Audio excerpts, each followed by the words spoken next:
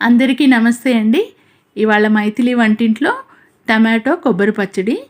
ఈ చట్నీ చాలా టేస్టీగా ఉంటుందండి. మల్టీపర్పస్ దోస, ఇడ్లీ, చపాతీ, రైస్ దేంతో అయినా తినేలాగా.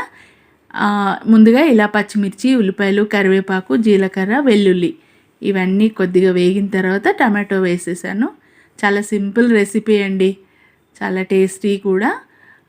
తర్వాత ముందుగా కొబ్బరి పొడి చేసుకొని ఆ తర్వాత ఈ ఫ్రై చేసిన టమాటో వేసానండి. కలిపి వేస్తే కొబ్బరి నలగదు కదా, అందుకని. ఇప్పుడు ఈ టైంలో ఒకసారి ఉప్పు సరి చూసుకుంటే ఓకే, చాలా బాగా వచ్చిందండి.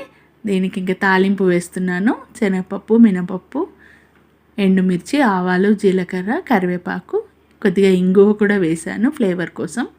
మీరు తప్పక ట్రై చేయండి. ఈ టేస్టీ చట్నీని ఎంజాయ్ చేయండి.